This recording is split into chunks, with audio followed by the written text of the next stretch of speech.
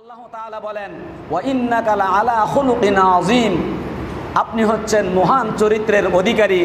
রাসূল সাল্লাল্লাহু আলাইহি সাল্লামের যে আল্লাহ তাআলা ঘোষণা দিয়েছেন আপনি হচ্ছেন মহান চরিত্রের অধিকারী, আমি আপনি কিন্তু রাসূল সাল্লাল্লাহু আলাইহি সাল্লামের উম্মত, ঠিক কিনা? রাসূল সাল্লাল্লাহু আলাইহি সাল্লাম তার মধ্যে যে আদর্শ ছিল, যে চরিত্র ছিল, রাসূল সাল্লাল্লাহু আলাইহি সাল্লাম কিভাবে কথা বলেছেন, কিভাবে সমাজ পরিচালনা করার কথা বলেছেন, কিভাবে তার স্ত্রীর সঙ্গে কথা বলেছেন, সাহাবাই কেরামদের সঙ্গে কিভাবে কথা বলেছেন, এই আদর্শগুলো আমি আপনি যদি বাস্তবে মানি তাহলে আমার আপনার দুনিয়ায় পরকালে সম্মান বাড়িয়ে দিবে কে? আল্লাহ। রাসূল সাল্লাল্লাহু আলাইহি সাল্লামের আদর্শ চরিত্র ছিল, চরিত্রের মধ্যে কোনো কলঙ্ক ছিল না, দাগ ছিল না। কোনো মানুষ যে আমি আপনি সমাজের মধ্যে বলি সচরিত্রবান, দানবীর, বিশিষ্ট ব্যক্তিত্ব, তাকে আমি আপনি ফেস্টেম বিভিন্ন ধরনের অনলাইনে বলে বেড়াই, কিন্তু এমন কোনো মানুষ বলতে পারবে না আমার এই জীবদ্দশা আমার চরিত্রের মধ্যে কোনো কলঙ্ক নেই, ছাপ নেই, ঠিক কিনা? কিন্তু মুহাম্মদ সাল্লাল্লাহু আলাইহি সাল্লাম এমন একটি লোক ছিলেন, এমন একটি মানুষ ছিলেন, তার চরিত্রের মধ্যে কোনো ছাপ ছিল না। কি ছিল না? ছাপ ছিল না, কলঙ্ক ছিল না। সেই চরিত্র সম্পর্কে সূরা আহজাবের 52 নম্বর আয়াতে আল্লাহ তাআলা বলেন, লাকাদ জাআকুম রাসূলুম মিন আনফুসিকুম আজিজুন আলাইহি মা আনিতুম হারিসুন আলাইকুম বিল মুমিনিনা রাউফুর রহিম। হে মানব সকল, হে মানুষ সকল, তোমাদের মাঝে, তোমাদের মধ্য থেকে এমন একটি রাসূল এসেছেন।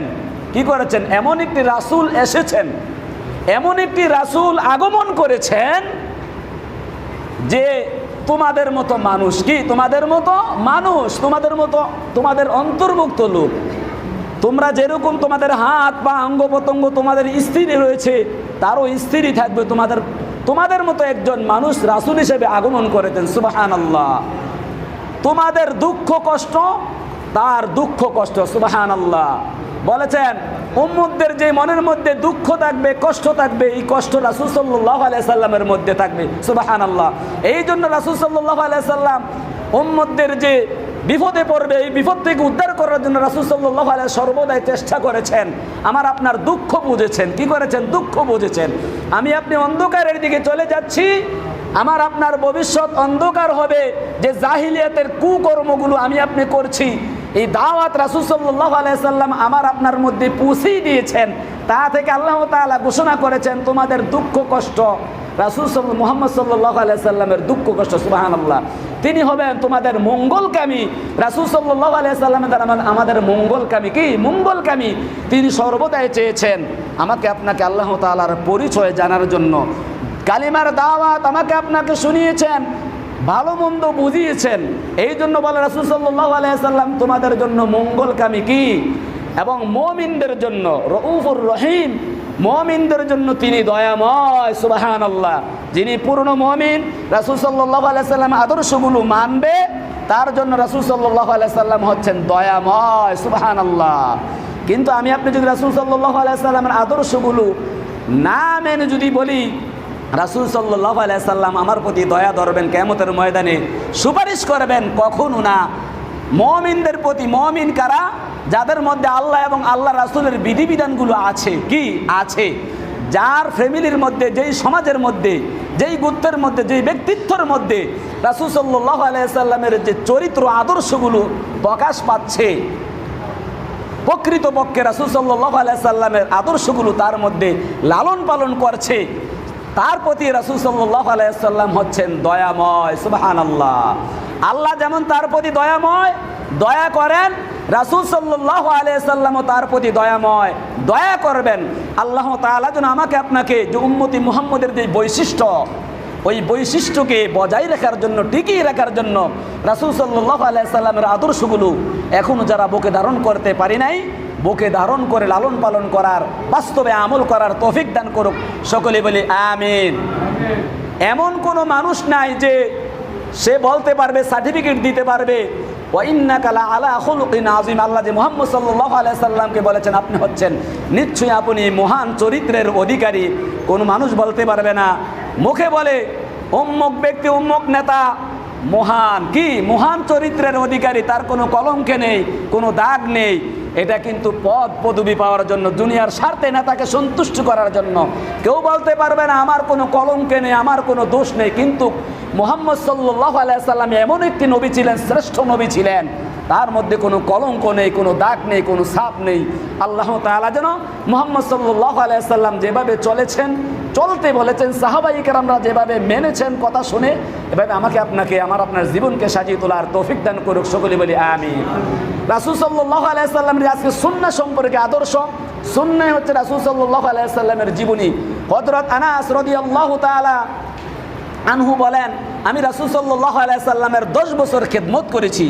আমার 8 বছর বয়স থেকে রাসূল সাল্লাল্লাহু আলাইহি সাল্লামের আমি খেদমত করেছি।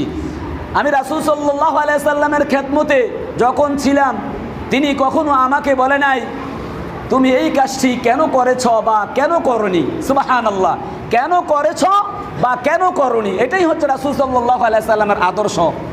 আল্লাহ রাসূল নবী করিম সাল্লাল্লাহু আলাইহি সাল্লামের জীবনী সম্পর্কে, সুন্নাহ সম্পর্কে হযরত আনাস রাদিয়াল্লাহু তাআলা আনহু বলেন, রাসূল সাল্লাল্লাহু আলাইহি সাল্লাম আমি দেখেছি তার এই হাত দিয়ে 10 বছর যখন আমি খেদমত করেছি, তার হাত দিয়ে কোনো মানুষকে, কোনো মাখলুককে তিনি প্রহর করেননি। সুবহানাল্লাহ, তার এই জবান দ্বারা কাউকে তিনি কষ্ট দেননি। এই আদর্শগুলো আপনি যদি মানি, ফলো করি, আমার আপনার ব্যক্তিগত, সাংসারিক, সামাজিক পরিবর্তন আসবে, ঠিক কিনা? আমার আপনার মধ্যে রাসূল সাল্লাল্লাহু আলাইহি সাল্লামের আদর্শ নেই বলেই আমার আপনার সন্তান পিতার কথা শুনছে না, পিতা সন্তানের কথা শুনছে না। বলেন, রাষ্ট্রের মধ্যে শান্তি নেই, শৃঙ্খলা নেই। আমি আপনাকে প্রশ্ন করছি, আপনার মধ্যে, আপনার ফ্যামিলির মধ্যে শৃঙ্খলা শান্তি আছে কি? নাই। কেউ বলতে পারবে না দাঁড়িয়ে, হুজুর আমার ফ্যামিলির মধ্যে শান্তি বা শৃঙ্খলা আছে, নাই। কারণ আমার আপনার মধ্যে রাসূল সাল্লাল্লাহু আলাইহি সাল্লামের আদর্শগুলো নেই। আমি আপনি যখন স্ত্রীর সঙ্গে, সন্তানের সঙ্গে কথা বলবো, কিভাবে কথা বলবো, এই আদবগুলো, এই আদর্শগুলো আমার আপনার মধ্যে নেই। আল্লাহ রাসূল নবী করিম সাল্লাল্লাহু আলাইহি সাল্লাম থেকে এসেছে, রাসূল সাল্লাল্লাহু আলাইহি সাল্লাম যখন কারোর সঙ্গে মুসাফা করতেন, কি করতেন? মুসাফা করতেন। ওই ব্যক্তি যতক্ষণ পর্যন্ত রাসূল সাল্লাল্লাহু আলাইহি সাল্লামের হাত মোবারক থেকে হাত না সরাইতেন, না নিতেন, ততক্ষণ পর্যন্ত রাসূল সাল্লাল্লাহু আলাইহি সাল্লামের হাত গুটিয়ে নিতেন না। সুবহানাল্লাহ। ওই ব্যক্তি যতক্ষণ পর্যন্ত রাসূল সাল্লাল্লাহু আলাইহি সাল্লামের চেহারার দিক থেকে মুখ না ফিরাইতেন, ততক্ষণ পর্যন্ত রাসূল সাল্লাল্লাহু আলাইহি সাল্লাম যিনি মুসাফা করতেন, মোনাকা করতেন, তার চেহারার দিক থেকে মুখ ফিরাইতেন না। সুবহানাল্লাহ। কিন্তু আমার আপনার মধ্যে হিংসা, অহংকার, বর্তমানে আমার আপনার মধ্যে লাকড়ির ন্যায়, কয়লার ন্যায় হিংসা, অহংকার দাউ দাউ করে জ্বলছে। এক মুসলমান অন্য মুসলমানকে যদি সালাম দেয়, তাহলে তার চেহারার দিকে না তাকিয়ে অন্য দিকে তাকায়, হিংসা অহংকারের কারণে, ঠিক কিনা? রাসূল সাল্লাল্লাহু আলাইহি সাল্লামের আদর্শ হচ্ছে, যতক্ষণ পর্যন্ত ওই ব্যক্তি রাসূল সাল্লাল্লাহু আলাইহি সাল্লামের চেহারা মুবারক থেকে তার দৃষ্টি না ফিরাইতেন, ততক্ষণ পর্যন্ত রাসূল সাল্লাল্লাহু আলাইহি সাল্লাম তার চেহারা থেকে দৃষ্টি ফিরাইতেন না। সুবহানাল্লাহ। কোনো আগমনকারী যখন রাসূল সাল্লাল্লাহু আলাইহি সাল্লামের নিকটে আগমন করতেন, রাসূল সাল্লাল্লাহু আলাইহি সাল্লামের যে হাঁটু মুবারক ছিল, তার হাঁটু মুবারকের সামনে নিতেন না। যেই কাতারের দলভুক্ত ছিল, দলভুক্ত সঠিক রাখতেন। সুবহানাল্লাহ। কিন্তু আমি আপনি কি করি? নিজের ক্ষমতা, নিজের টাকা রয়েছে, নিজে প্রভাবশালী, এই জন্য কিন্তু আমি আপনি মানুষের সামনে গিয়ে বসি, ঠিক কিনা? আল্লাহ রাসূল নবী করিম সাল্লাল্লাহু আলাইহি সাল্লামের আদর্শ হচ্ছে, হযরত জাবের রাদিয়াল্লাহু তাআলা আনহু হতে বর্ণিত, রাসূল সাল্লাল্লাহু আলাইহি সাল্লাম কখনো মজলিসের মধ্যে তার ঠ্যাং মুবারক মানুষের সামনে দিয়ে বসতেন না, এভাবে বসতেন না, গুটিয়ে রাখতেন। কি করতেন? গুটিয়ে রাখতেন। এটাই হচ্ছে রাসূল সাল্লাল্লাহু আলাইহি সাল্লামের আদর্শ। অনেকে দেখি মজলিসের মধ্যে, তালিমের মধ্যে মানুষ সবাই কিন্তু মুখ ফিরিয়ে আসে এইভাবে, সে কিন্তু আবার উল্টা দিকে হয়ে বসে, ঠিক কিনা? এটা আদবের খেলাফ। এটা কি? আদবের খেলাফ। আল্লাহ রাসূল নবী করিম সাল্লাল্লাহু আলাইহি সাল্লাম, এই হাদিসটি এসেছে হযরত আনাস রাদিয়াল্লাহু তাআলা আনহু হতে বর্ণিত, তিনি কেমন আদর্শমান ছিলেন। রাসূল সাল্লাল্লাহু আলাইহি সাল্লামের একজন বেদুইন রাসূল সাল্লাল্লাহু আলাইহি সাল্লামের কাছে আগমন করলেন। কি করলেন? আগমন করলেন। রাসূল সাল্লাল্লাহু আলাইহি সাল্লামের দেহে ছিল একটি নাজরাইনের তৈরি একটি মোটা শাল ছিল, চাদর ছিল। ওই বেদুন রাসূল সাল্লাল্লাহু আলাইহি সাল্লামের চাদর মুবারকে টান দিলেন, রাসূল সাল্লাল্লাহু আলাইহি সাল্লামের বেদুনের সিনার সামনে চলে আসলেন। কি করলেন? সামনে চলে আসলেন। আনাস রাদিয়াল্লাহু তাআলা আনহু বর্ণিত, তিনি বলেন, আল্লাহ রাসূল সাল্লাল্লাহু আলাইহি সাল্লামকে যখন বেদুন শাল ধরে টান দিয়েছেন, তখন এত জোরে টান দিয়েছেন, শালের যে কিনারা ছিল, কিনারার দাগ রাসূল সাল্লাল্লাহু আলাইহি সাল্লামের গর্দানের মধ্যে, শরীরের মধ্যে ছেয়ে গিয়েছিল। কি গিয়েছিল? দাগ হয়ে গিয়েছিল। রাসূল সাল্লাল্লাহু আলাইহি সাল্লাম কি করেছেন? ওই বেদুনের দিকে তাকাইলেন, হাসি দিলেন, সুবহানাল্লাহ। কি করলেন? হাসি দিলেন। বললেন, আমাকে ওই আল্লাহ তাআলার মাল থেকে দেওয়ার হুকুম দিন, যেই মালগুলো আপনার নিকটে আছে, যেই মাল সম্পর্কে বলা হয়েছে বাইতুল মালের যে কোনো মালিক নেই, ওই বাইতুল মালের মধ্যে ওই মালগুলো, অস্ত্রগুলো গুদামের মধ্যে জমা ছিল। বলেছে ওই গুদাম থেকে, আল্লাহ তাআলার মাল থেকে আমাকে দেওয়ার জন্য আপনি হুকুম দিন, যেই মাল আপনার নিকটে আছে। কি আছে? তখন রাসূল সাল্লাল্লাহু আলাইহি সাল্লাম তার দিকে তাকাইলেন, হাসি দিলেন, সুবহানাল্লাহ। এই হচ্ছে রাসূল সাল্লাল্লাহু আলাইহি সাল্লামের আদর্শ, এবং তাকে দেওয়ার জন্য অনুমতি দিলেন, সুবহানাল্লাহ।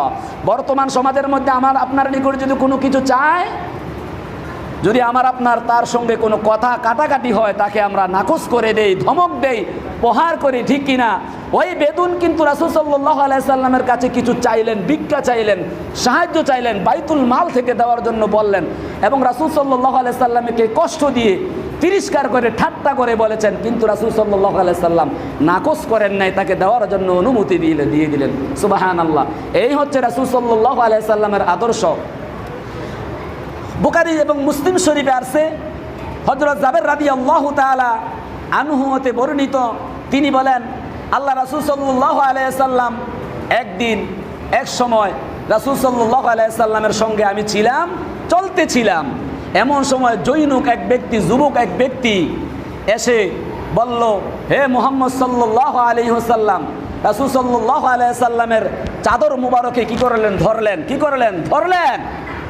রাসূল সাল্লাল্লাহু আলাইহি সাল্লামকে ধাক্কা দিলেন। রাসূল সাল্লাল্লাহু আলাইহি সাল্লাম বাবলা গাছের সঙ্গে ধাক্কা খাইলেন, এবং রাসূল সাল্লাল্লাহু আলাইহি সাল্লামের চাদর মুবারক ছিনিয়ে নিলেন। হে মুহাম্মদ সাল্লাল্লাহু আলাইহি সাল্লাম, আমাকে কিছু সাহায্য করুন, আমাকে কিছু দিন। রাসূল সাল্লাল্লাহু আলাইহি সাল্লাম বললেন, তুমি আমাকে চাদরটি দিয়ে দাও। কি করো? আমাকে এই চাদরটি দিয়ে দাও। রাসূল সাল্লাল্লাহু আলাইহি সাল্লাম বললেন, এটা ছিল হুনাইন। রাসূল সাল্লাল্লাহু আলাইহি সাল্লাম যখন আসতেছিলেন, এই জায়গাটার নাম ছিল হুনাইন। কি? হুনাইন ছিল। রাসূল সাল্লাল্লাহু আলাইহি সাল্লাম বললেন, আমাকে যদি এই জায়গার যেই বৃক্ষসমূহ রয়েছে, বৃক্ষসমূহের সমান যদি উট থাকতো, ওই উটগুলো তোমার মাঝে আমি বন্টন করে দিতাম। আমাকে কখনো কৃপণ মনে করিও না, আমাকে কখনো বখিল মনে করিও না, আমাকে কখনো তোমরা ছোট মনের মানুষ বলিও না। কিন্তু রাসূল সাল্লাল্লাহু আলাইহি সাল্লামের যে কষ্ট দিয়েছেন, কষ্ট পাওয়ার পরেও কিন্তু রাসূল সাল্লাল্লাহু আলাইহি সাল্লাম মনের মধ্যে কষ্ট নেন নাই। কি? কষ্ট নেন নাই। এই জন্য রাসূল সাল্লাল্লাহু আলাইহি সাল্লামের যে দ্বীন ইসলাম বিজয়ী হয়েছে।